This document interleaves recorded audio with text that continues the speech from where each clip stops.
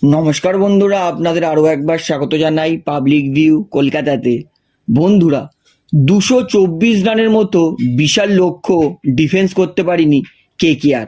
Match হারার পর কেকেআরের mentor Gautam Gambhir তিনি কেন অখুশি এবং তিনি ম্যাচ হারার পর কি বললেন সেটা বলবো।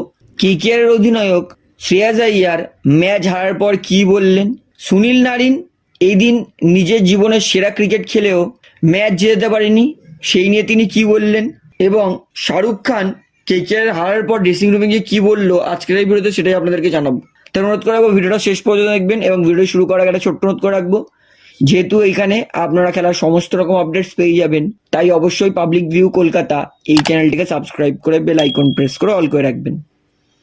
তাহলে বন্ধুরা, সবার প্রথমে শুনুন, নিজের জীবনের সেরা ক্রিকেট খেলেও কেকেআরকে জেতাতে পারিনি সুনীল নারিন। সুনীল নারিন তিনি তার সেঞ্চুরি এবং তার ভালো খেলা নিয়ে কি বললেন সেটা একবার জানাই। সুনীল নারিন তিনি বললেন, আজকে সেঞ্চুরি করেছি, 2টো উইকেটও নিয়েছি, কিন্তু তাও আমি খুশি নই, কারণ আমার দল হেরেছে। আপনি যেদিনকারে খারাপ খেলবেন আপনার দল জিতবে, সেদিনকারেও আপনি খুশি হবেন। এবং সব থেকে যখন খারাপ লাগে যখন আপনি ভালো খেলেন কিন্তু আপনার দল হেরে যায়। তাই আজকে আমার সব থেকে খারাপ লাগছে যে আমি ভালো খেলেও আমার দলকে জেতাতে পারিনি। তবে সুনীল নারিন তাকে তার ব্যাটিং করা নিয়ে জিজ্ঞেস করে, তিনি বলেন, গত কয়েক বছর ধরে আমি ওপেনিং করার সুযোগ পাইনি, তাই যখন গৌতম গম্ভীর এসে আমাকে এই প্রস্তাবটা দিয়েছিল আমি ভেবেছিলাম যে হয়তো আমার সঙ্গে মজা করছে। গম্ভীরের ফিরে আসাটা অনেক কাজে দিয়েছে। গম্ভীর আমাকে অনেকটা ভরসা দিয়েছে, আত্মবিশ্বাস দিয়েছে। গম্ভীরের মনে হয়েছিল আমি সফল হবই, দলকে প্রয়োজনীয় শুরু দিতে পারবো। পরিস্থিতি যেমনই হোক না কেন দলকে একটা ভালো শুরু দেওয়ার চেষ্টা করেছি এবং দলের জন্য রান করতে পেরে ভালো লাগছে। ইডেনের পিচ কেমন সেই নিয়ে সুনীল নারিন বলে, এখানকার পিচ সম্পর্কে আমার ধারণা আছে, এখানে ব্যাট করা খুব সহজ নয়, তাই পাওয়ার প্লে কাজে লাগানোর চেষ্টা করছি আমরা। দেশের জন্য ভালো খেলেও বিশ্বকাপে জায়গা পাবে না সুনীল নারিন। এই নিয়ে সুনীল নারিন তিনি বলেন, যেটা হওয়ার সেটা হয়েছে, আমাকে ভবিষ্যতের দিকে ভাবতে হবে।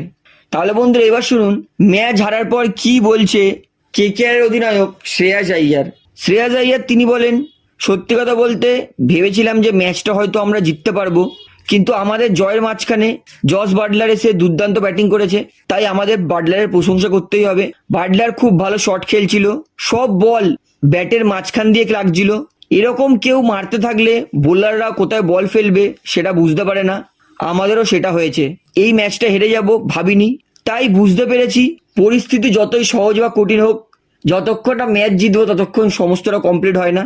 এই মাঠে রান করা মোটেও সহজ নয়, ব্যাটারদের পক্ষে ব্যাটিং করা খুবই কঠিন, তবে বাটলার আজকে ভালো ব্যাটিং করে দেখিয়েছে।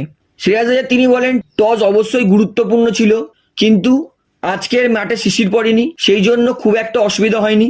সুনীল নারিনের ব্যাটিং এর প্রশংসা করে শ্রেয়াস আইয়ার বলেন, প্রথম ব্যাটে নেমে 70 রান করেছে সুনীল নারিন, ও দলের একটা সম্পদ, যে সুযোগ পায় সেটাকে কাজে লাগায়।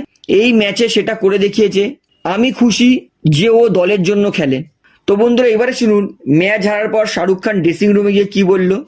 এত ভালো রান করেও কেকেআর ম্যাচ হেরেছে, এই নিয়ে কিন্তু হতাশ কেকেআরের সমস্ত খেলোয়াড়রা। তাই সবার মনে একটা আনন্দ এবং উৎসাহ জাগানোর জন্য শাহরুখ খান তিনি কেকেআরের ড্রেসিং রুমে গিয়ে বলেন, দেখুন আজকে আমরা চ্যাম্পিয়নের মতো খেলেছি, কিছু কিছু সময় আপনি জেতা ডিজার্ভ করেন না কিন্তু তাও আপনি জিতে যান, কোনো কোনো ম্যাচে আপনি জেতা ডিজার্ভ করেন কিন্তু আপনি হেরে যান। আজকে আমাদের ওইটাই ছিল, আমরা কিন্তু জেতা ডিজার্ভ করতাম কিন্তু আমরা হেরে গেছি, তাই এই নিয়ে হতাশ হয়েও না, সবাই খুশি মনে থাকো, কারণ তোমরা আজকে যা খেলেছো সেটা একটা বিজয়ী দলের মতোই খেলেছো। তাই এর পরের ম্যাচে কিভাবে বাউন্স ব্যাক করবে, কিভাবে ফিরে আসবে সেটার দিকে লক্ষ্য রাখো এবং নিজেদের উপর ভরসা রাখো, আমি সবসময় তোমার পাশে আছি।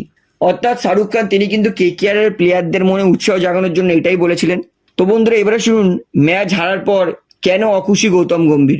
গৌতম গম্ভীর তিনি প্রথমত বলেন, দেখুন যখন বাটলার, রাসেল এরকম প্লেয়ার নিজের ছন্দে ব্যাটিং করে তখন কিন্তু প্রতিপক্ষর বোলারদের বল করার কোনো সুযোগ থাকে না, তখন আপনি যতই ভালো বল করুন ওরা 4-6 মারবেই। তাই এই ম্যাচটা আমরা রাজস্থানের বিরুদ্ধে নয়, জস বাটলারের বিরুদ্ধে হেরেছি, এটা আমি মানছি। আমি আমার দলের খেলা নিয়ে, ব্যাটিং বোলিং নিয়ে খুশি, তবে ফিল্ডিং নিয়ে আমি খুশি নই। আমি আপনাদেরকে অনেকদিন ধরেই প্রমিস করছি যে এমন একটা দিন আসবে যেদিনকারে কেকেআর একটাও ক্যাচ ফেলবে না, তবে বুঝতে পারছি না কেন কেকেআরের প্লেয়াররা এত ক্যাচ ফেলছে।